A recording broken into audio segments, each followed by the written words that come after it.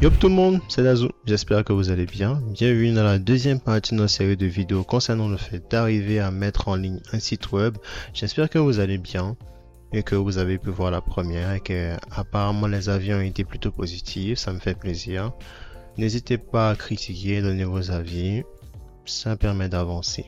Et dans cette deuxième partie, nous allons voir le nécessaire afin d'arriver à mettre en ligne un site web. Quand je parle de nécessaire, je parle le nom de domaine et le VPS. Et nous allons voir ça tout de suite. Commençons par le nom de domaine. Un nom de domaine, c'est un alias, comme nous avons vu dans la première vidéo, qui nous permet en quelque sorte de faire une traduction de cet alias en l'adresse IP de la machine qui va héberger notre site web. Ainsi, on aura un nom qui est plus pratique pour l'utilisateur à taper pour accéder à nos différentes pages web. On prendra un nom de domaine dans le style snowsky.com, snowsky.net en fonction des besoins. Pour tout ce qui est commercial en général, on préfère un .com. Pour des développeurs qui veulent présenter des projets, des portfolios, un .dev fait parfaitement aussi l'affaire. Pour obtenir un nom de domaine, il faut passer par une entreprise qui permet d'en louer un parce que ça se fait à la location. Par rapport au nom de domaine.ci, parce que je pense que c'est important de l'aborder, je n'ai jamais pris le nom de domaine.ci. Je pense que MTN permet d'en avoir, mais je n'ai jamais pu tester leur service. Pour moi part, je vous recommanderais d'avoir un nom de domaine.com. C'est ce qui est utilisé en général, c'est ce qui est plus pratique et plus facile au niveau des moteurs de recherche, etc. Personnellement, j'utilise AWS et Porkbun tout récemment. D'ailleurs, je pense que je dois quand même le préciser, mais pour la location à l'année d'un nom de domaine, vous devez avoir une carte de crédit. Carte de crédit avec un montant suffisant dessus. Pour la location à l'année, c'est maximum 10 000 francs par an. C'est pas cher du tout. Je pense que pour une activité, on peut bien se permettre cette dépense-là. Et du coup, je pense que nous pouvons y aller pour aller louer un nom de domaine. Nous sommes sur le site de AWS et maintenant pour aller acheter notre nom de domaine, tout ce que nous avons à faire, c'est aller dans domaine, nom de domaine. Ici, nous allons choisir le nom du site. On peut taper par exemple caissier. Et si nous avons caissier.com, comme je vous l'ai dit, on privilégiera un .com en général, surtout pour tout ce qui est commercial, etc. Mais comme vous pouvez voir, il y a d'autres qui sont là, les .net, .online, .store, chacun avec son prix un peu différent. Comme je vous l'ai dit, il s'agit d'une location à l'année, donc c'est, par exemple, si on prend un .com, c'est sera 9 € l'année. Mais avec une petite nuance, parce que en général, les prix sont plus petits, les prix sont plutôt plus bas quand il s'agit du premier enregistrement, c'est-à-dire quand vous créez en fait votre nom de domaine pour la première fois. Ensuite, le renouvellement peut coûter plus cher, donc il faudra faire attention à tout ça. Mais nous allons ajouter le .com dans notre panier et aller dans commander. Ensuite, vous avez ici les différentes options de domaine. Ici, nous avons l'option conseillée pour les particuliers et celle pour les professionnels. Je pense que celle pour les professionnels va bien en général pour tout le monde. Vous pouvez prendre les professionnels si ça vous intéresse, mais je pense pas que ce soit nécessaire. Ici, nous avons la gestion de domaine, tout ce qui va bien pouvoir gérer, faire tout ce dont nous avons besoin. Des petites adresses mail et faire en sorte que vous soyez anonyme quand on ne sache pas qui a acheté le nom de domaine. Bon, ça c'est des détails, mais du coup on passe à la suite. Ensuite, vous avez la formule d'hébergement. Par défaut, AWS vous offre un petit hébergement qui est de 2 Go qui va bien, mais ici dans notre tutoriel nous essayons de voir et de gérer nous-mêmes l'hébergement.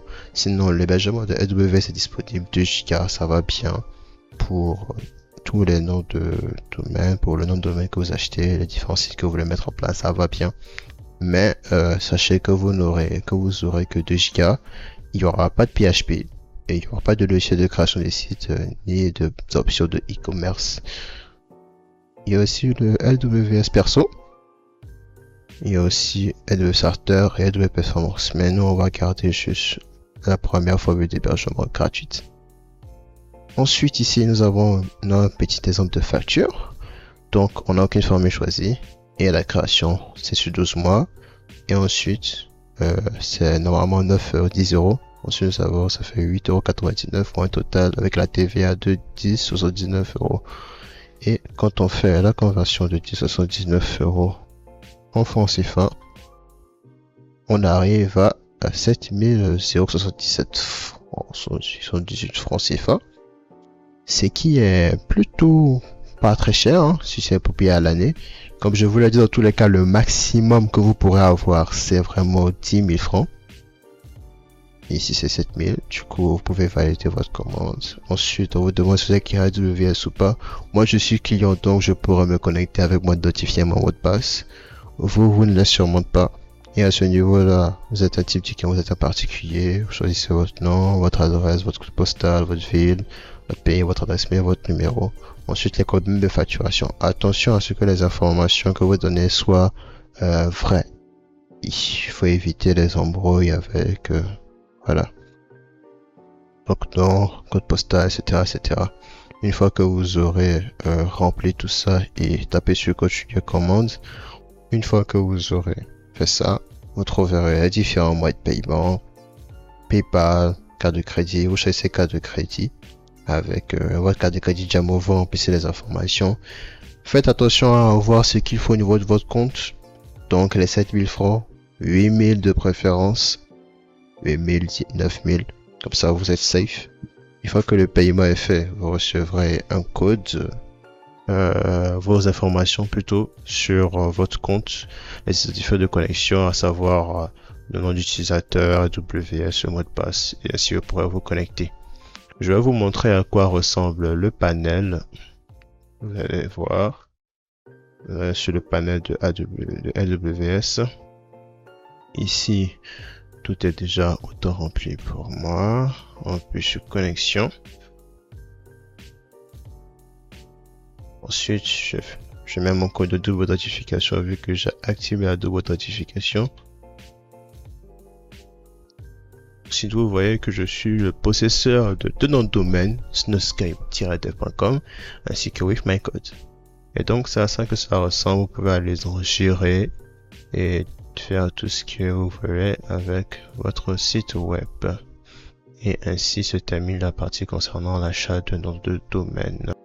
On passe au serveur. Ici encore, on est généralement sur la location. On peut en acheter, mais le prix peut être assez important. Même si un serveur, c'est tout simplement un ordinateur qui est constamment connecté à Internet et qui permet de faire des échanges d'informations, etc. Donc, cela pourrait très bien être votre ordinateur, s'il est constamment connecté à Internet, et sur lequel vous avez installé un logiciel qui sert de serveur web pour pouvoir accueillir les différentes requêtes et y répondre, comme nous avons vu dans la première vidéo. Mais des notions importantes sont à prendre en compte. Le fait que votre ordinateur doit rester tout le temps actif, connecté et généralement qu'il ne doit pas être en veille. Donc il y a une notion de consommation d'électricité. Mais si vous êtes prêt à l'assumer, il n'y a aucun souci, vous pouvez utiliser votre machine comme serveur. Enfin, dans la série de vidéos, nous allons louer un VPS, Virtual Private Server, qui est une machine virtuelle qui joue le rôle d'un serveur. Pour donner une idée, c'est comme si on avait une grosse machine, qui est une machine physique avec énormément de ressources, et on prend un bout de ces ressources qui va nous permettre d'obtenir une machine, et c'est ça, un VPS. On revient sur le VPS, on va dans serveur, on va serveur VPS, ensuite commander. Ensuite, on voit les différentes offres. Moi, je vous conseille le VPS qui va bien avec cette petite performance pour la plupart des tâches. On va ensuite sur commander.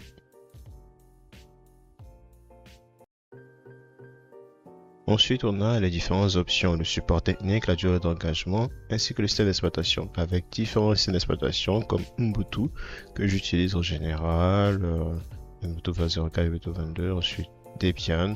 Moi, je vous conseille Ubuntu 22.04, avec une durée d'engagement de... Vous pouvez prendre ce que vous voulez, moi je prendrai un mois. Pour l'assistance basique, ça ira. Continuer ma commande. Ensuite, vous avez la facture avec les différents prix. On va retirer ça parce que c'est pas censé être là. Ensuite, on va sur les VPS pour une durée de 1 mois, 9 €, 2 € TVA. Ensuite, on va sur valider la commande. Est-ce que je suis client de VPS? Oui, je suis client.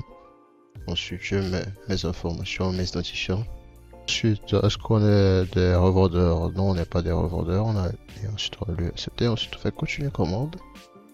Ensuite, il y a le moyen de paiement. Se fait en paiement simple sur PayPal.